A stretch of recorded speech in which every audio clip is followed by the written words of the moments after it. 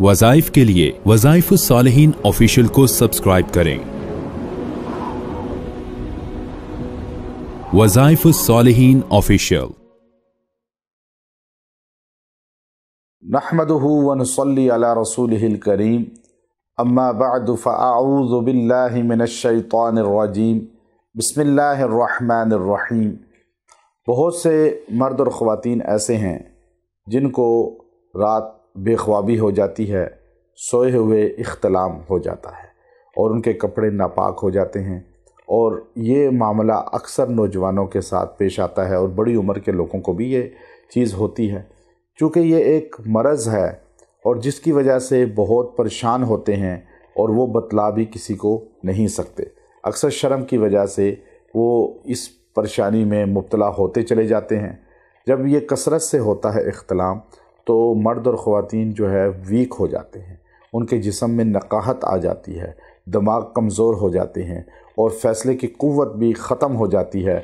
जिस्म के अंदर हड्डियाँ भी कमज़ोर होती हैं, जिस्म लागर होना शुरू हो जाता है। यहाँ तक कि बाज़ औक़ात जो है वो जिस्म कांपता है, इंसान के हाथ कांपते हैं और इंसान को जिस्म जो है वो कांपता है, उसके अंदर ताकत नहीं होती।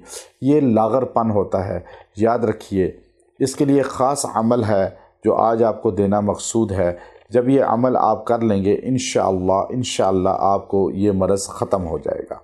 पहली चीज़ ये ज़हन नशीन करिए कि आप वो चीज़ें खाएं जो अल्लाह रब्बुल इज़्ज़त ने नेचुरल बनाई हैं और उनके अंदर ताकत है।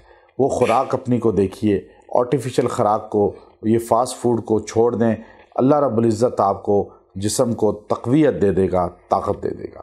दूसरा अमल आपने मुजर्रब ये करना है कि आपने रात को जब सोना है उससे पहले पानी पर वस्समाई वत्तारिक़, ये सूरह तारिक़ की पहली आयत, आपने 7 बार दम करनी है।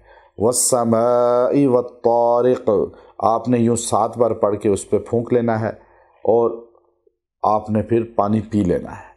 जब बिस्तर पर लेटें तो अपने सीने पर उंगली से, पेन से नहीं, उंगली से लफ्ज़े उमर लिखना है। लफ्ज़े उमर, हज़रत उमर रज़ी अल्लाह तआला का नाम।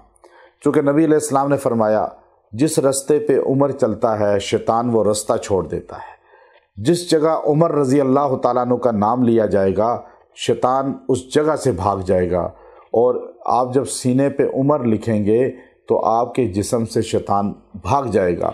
तो अल्लाह आपको रात को शैतानी हमला होता है, बेख्वाबी, इख्तिलाम का होना, शैतान फ़रार हो जाएगा। अल्लाह आपकी हिफाजत फरमाएगा और इस बीमारी से आपको निजात मिल जाएगी और अल्लाह रब्बुल इज़्ज़त जो है आपको अपनी हिफाजत में ले लेंगे। व आखिरु दाअवाना अनिल हम्दुलिल्लाहि रब्बिल आलमीन।